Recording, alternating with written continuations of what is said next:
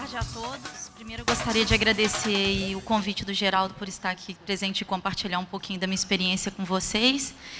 E, bom, a Softex é uma organização, uma associação sem fins lucrativos que visa promover o desenvolvimento da indústria de software e serviços de TI no Brasil. E o que eu quero trazer aqui um pouquinho para vocês é o que eu acredito que deve ser feito em termos da aproximação das startups com as empresas, com as grandes empresas presentes no Brasil. Então, nós vamos falar de criação de negócios de valor integrando empresas e startups. E aí um pouquinho da visão que, contexto brasileiro hoje, que os programas de aceleração no Brasil para as startups já estão se consolidando e caminhando sempre para o sucesso. O tema startup nunca foi tão abordado no Brasil, é uma palavra recorrente hoje. Diversas linhas para financiar a inovação na empresa, hoje através do BNDES, da FINEP, e o crescimento da presença dos fundos no país também é algo presente. Então, eu diria que, se eu fosse tratar em poucas palavras o contexto do cenário das startups no Brasil, eu diria esses principais pontos. Nos Estados Unidos, fazendo uma comparação, eles já estão bastante à frente de nós, claro, mas o que eu destacaria? Que a inovação é o caminho da competitividade, e isso é regra, é palavra de ordem. A colaboração é o caminho para o sucesso. Sem colaboração, você não viabiliza as coisas por lá. Os M&As, né, as Mergers and Acquisitions, fusões e aquisições, grandes empresas e startups é algo recorrente. E a cooperação empresas e startups também já é uma realidade, algo que no Brasil ainda nós estamos tentando construir. Bom, e aí, para fazer essa reflexão, eu queria trazer para vocês um pouquinho do conceito da inovação aberta. Inovação aberta nada mais é do que a criação de caminhos externos para você gerar pesquisa e desenvolvimento, inserção e posicionamento em mercados. Como vocês podem ver, esse funil que está aí aparecendo para vocês, ele é o funil da inovação. A inovação fechada, como era feito até o início do século XX, as empresas acreditavam que todo tipo de inovação deveria ser feita dentro delas, não deveria ser compartilhado. Eu contratava os talentos, criava insumos e gerava inovação. A partir do século XX, com a economia do conhecimento, o crescimento da percepção de que ideias era mais importante e pessoas são mais importantes que necessariamente bens de produção, bens de capital, começou-se a ver a percepção que formas de colaboração onde você poderia acessar ideias e conhecimentos e, pensando através disso, reposicionar no mercado ou gerar novos produtos tecnológicos. Bom, eu posso pensar, então, eu posso concluir, através desse conceito que eu coloquei para vocês, que a cooperação empresa-startup é inovação aberta. Porque não deixa de ser eu pensar que eu, como empresa, olho para uma startup e vejo nela uma possibilidade de eu tanto gerar um novo produto, como eu reposicionar dentro de um determinado nicho. Só que a grande questão é que, no Brasil, e eu diria em quase todas as partes do mundo, a discussão da inovação aberta, ela é muito focada na cooperação entre empresas e instituições de ciência e tecnologia, que são universidades e centros de pesquisa. E eu gostaria de fazer aqui uma reflexão de como que foi esse movimento, para que, a partir daí, a gente veja como que a gente pode criar esse mesmo movimento que eu diria que foi um movimento de sucesso no Brasil, ou que caminha para um grande sucesso, para espelhar esse mesmo movimento nas startups, que acredito que seja um caminho interessante. Então, o que houve no Brasil? A partir de 2005, começou-se a produção de uma série de legislações que beneficiavam essa cooperação entre CTs, que é academia, instituições de pesquisa, e as empresas. Então, criou-se a Lei da Inovação e a Lei do Bem, que permitia que isso acontecesse, criava um marco legal possível. A criação de diversas linhas de fomento e financiamento para a cooperação universidade-empresa, como, por exemplo, o BNDES criou o Funtech, que é um fundo não reembolsável para a cooperação universidade-empresa. A FINEP criou programas onde haver parceria universidade-empresa facilitava o acesso aos recursos por parte da empresa. Os think tanks, né, que são órgãos que publicam, que criam marketing ideias e fomentam pensamentos, começaram a criar uma série de publicações relativas à universidade e empresa, por exemplo, o CGE, que é um órgão think tank governamental, e que, a partir dele, você consegue acessar uma série de publicações que levantavam essa bandeira como uma bandeira estratégica. Fóruns de discussão, eventos que foram toda hora a ANPEI e outros órgãos públicos e federais, órgãos estaduais, trazendo a importância da cooperação universidade-empresa. A criação dos Institutos Nacionais de Ciência e Tecnologia, que, na verdade, o CNPq buscou entender a competência dentro das universidades e, a partir dessa competência, criar instituições que pudessem se relacionar com o mercado, transferindo tecnologia para a sociedade.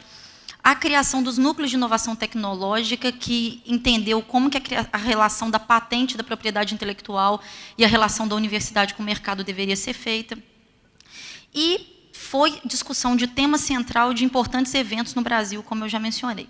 Então, esse conjunto de atividades aí que eu listei, que a gente pode explodir em várias delas, mas que a gente não tem tempo, eles permitiram um movimento, desde 2005 até hoje, que eu diria de sucesso na relação academia-empresa. Obviamente que a gente ainda tem muito para que caminhar, mas, como eu coloquei no slide anterior, eu posso dizer que a cooperação empresa-universidade no Brasil ela é hoje uma realidade. Ela ainda, sim, enfrenta gargalos, enfrenta obstáculos, mas ela é posta hoje. E a palavra Open Innovation no Brasil hoje ela ainda está muito focada nisso. Houveram também algumas ações entre empresa e consumidor e empresa. E aí, empresa e consumidor, eu cito um exemplo famoso que foi do Fiat Mio, que alguns de vocês devem conhecer, que foi onde a Fiat abriu uma plataforma para ouvir o consumidor e co-criar com o consumidor o carro do futuro. Obviamente que o Mio não foi para o mercado, mas pedaços do Mio são incorporados todos os dias nos novos carros que a Fiat faz. E empresa, que é uma realidade bastante presente nas empresas de engenharia, que é quando elas buscam o fornecedor para desenvolver um determinado produto e faz toda a relação da propriedade intelectual e por aí. Mas o que eu quero trazer um pouquinho aqui da reflexão, e que é algo realmente muito presente, principalmente na região do Vale do Silício e de São Francisco, eu acabo de voltar de lá e emergi bastante nessa questão, essa nova geração da inovação aberta, que é a gente deslocar para a questão do fluxo de cooperação entre as startups e grandes empresas. Talvez médias, por que não? Porque média empresa e também pequena empresa pode fazer inovação aberta, não há restrição aqui de trabalho, muito menos de faturamento. Só que existem algumas questões que são postas nesses fluxos que é preciso ser observada para que tenha sucesso. O primeiro é ouvir e entender a demanda das empresas. Então, é pensar o approach das startups brasileiras, dos empreendedores brasileiros, nas empresas, mas a partir de uma escuta da demanda que essas empresas realmente tenham. Por quê? Vamos nos colocar, igual eu achei muito interessante no painel da manhã, os investidores colocando, é importante os empreendedores se colocarem no lugar do investidor. Eu gostaria de voltar a isso também. É importante vocês se colocarem no lugar de um gestor, de um diretor de uma empresa grande, que tem 1 milhão de problemas operacionais, que tem metas a cumprir, entregas a cumprir, redução de custo e etc. Essas empresas, geralmente, existe uma baixíssima cultura da inovação. E eu estou trazendo isso realmente para o nosso país. Tá? Obviamente que se eu for para São Francisco, para o Vale, é completamente diferente. Mas a cultura da inovação das empresas presentes no Brasil é diferente. Mesmo daquelas inovadoras no mundo, mas que aqui criam fábricas ou áreas de operação. A percepção do risco de colaboração através da inovação aberta é muito grande ainda.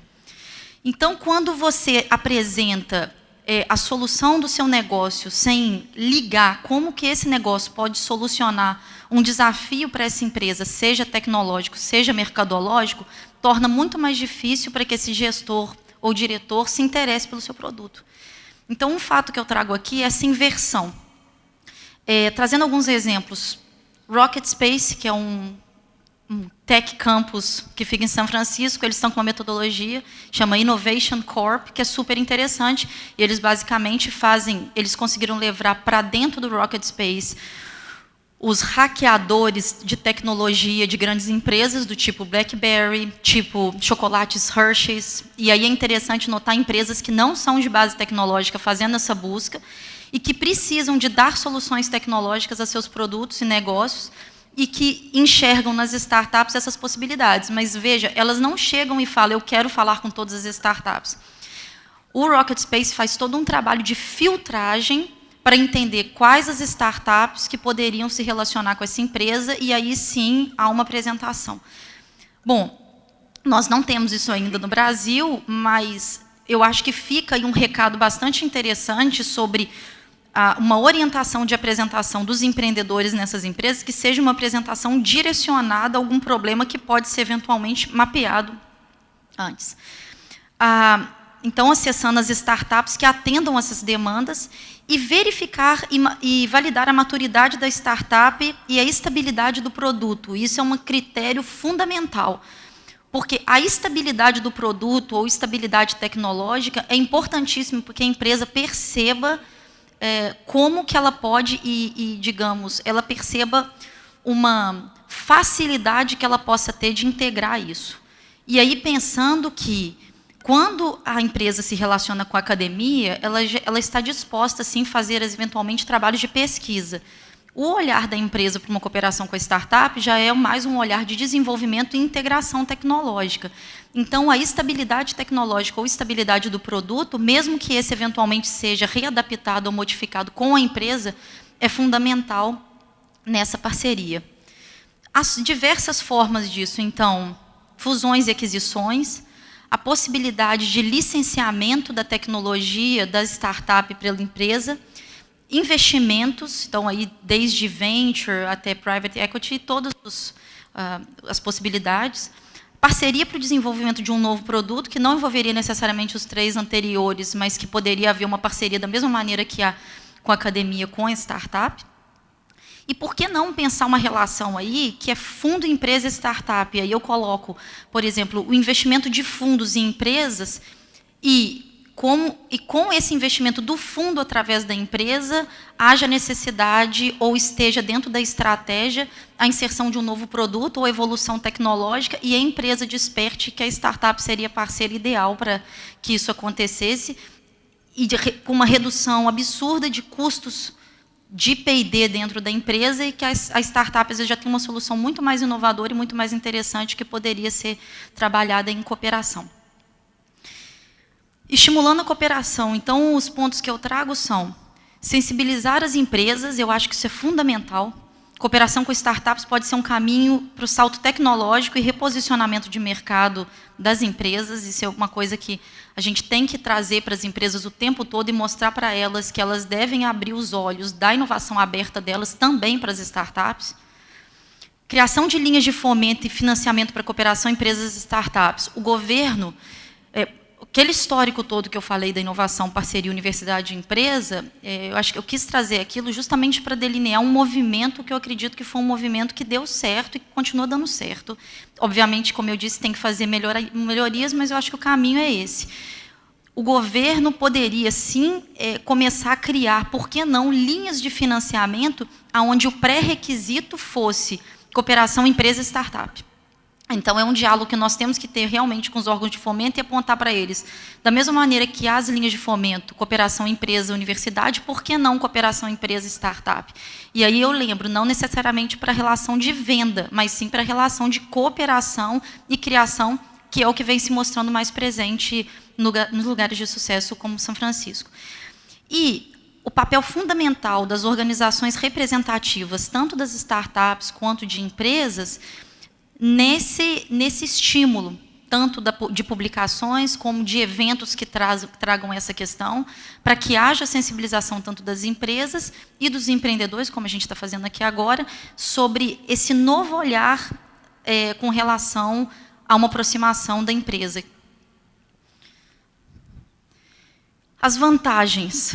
Acesso à inovação por empresas já maduras. Então, como eu disse, a cultura baixa ou inexistência de cultura da inovação na empresa geralmente é talvez o maior problema com relação à dificuldade das empresas inovarem, porque você não consegue ter ideias e muito menos ver as coisas de uma maneira diferente.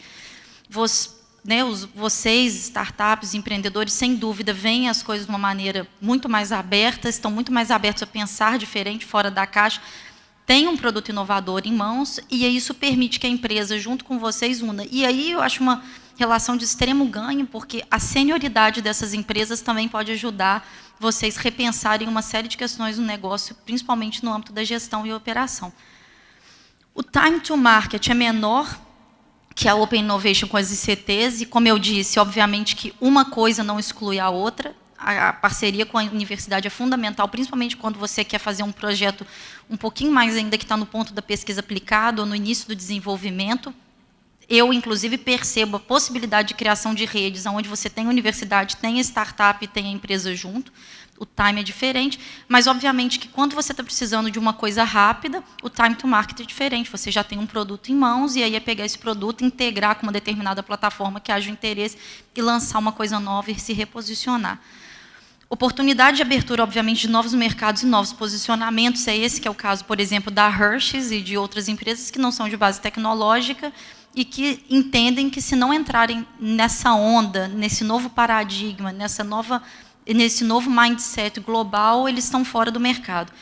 E absorção da cultura da inovação e da colaboração, que é algo presente na realidade das startups e praticamente inexistentes dentro das corporações, porque, mesmo que elas um dia tenham nascido inovadoras, a tendência é que isso se perca. Então, há um revivar essa questão da cultura, da inovação e da colaboração. Bom, gostaria de deixar aí aberto para perguntas, quem quiser conversar um pouco mais. Eu quis mesmo trazer algumas formas de ideias de pensar essa relação startup-empresas de uma maneira diferente, que não seja só a questão da venda, obviamente que é importante, mas pensar também através de processos de colaboração e cooperação que possam gerar todas as séries de vantagens, não só para as startups, como para as empresas também. Muito obrigada.